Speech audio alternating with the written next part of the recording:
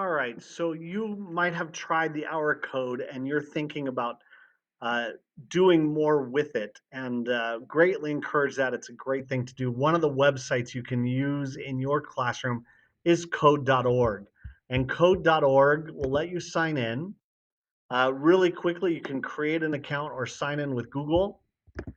And one of the nice things about code.org is if you sign in and you add a class, you can actually see what the kids are doing, what progress they've done. So inside here, you can see that I'm signed in. I can create a section for my class. So I can do that through Google Classroom, which will let me pull a roster straight in.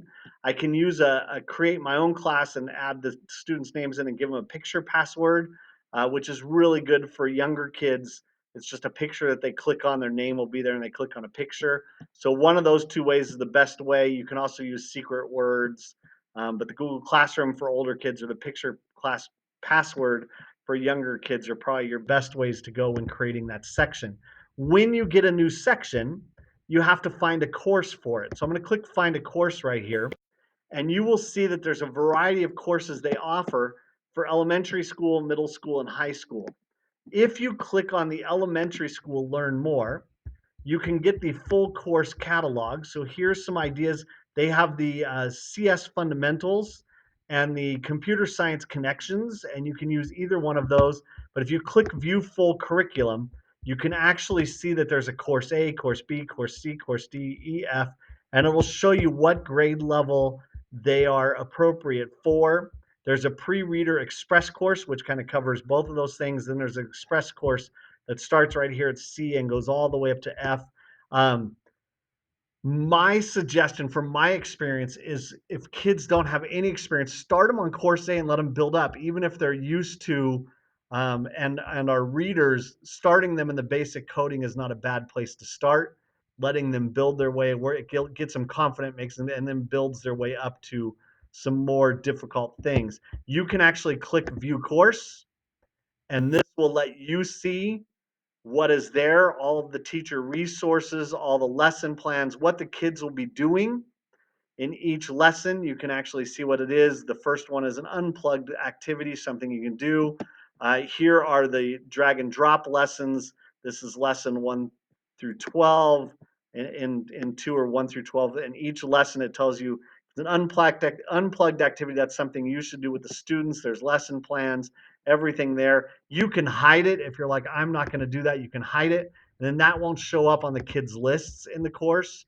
You can hide things before you send them out, so you can decide that and send a course out um, to the kids and what you want them to do, and then you just assign it to the section.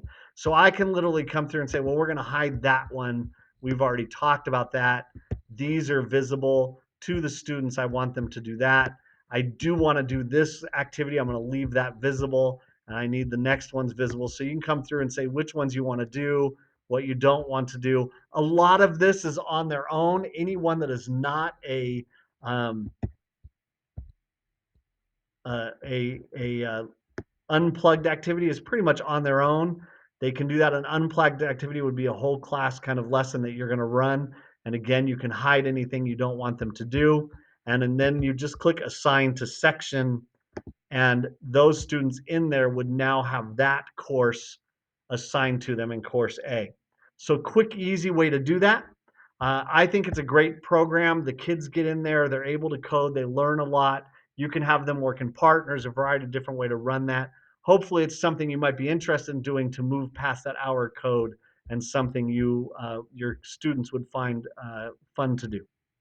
Um, if they get into it, you're going to find for the kids who have done the coding, it really does improve some of their problem solving. One of the things I used to focus on with the kids was making sure that they understood they had to do a lot of guess and tests.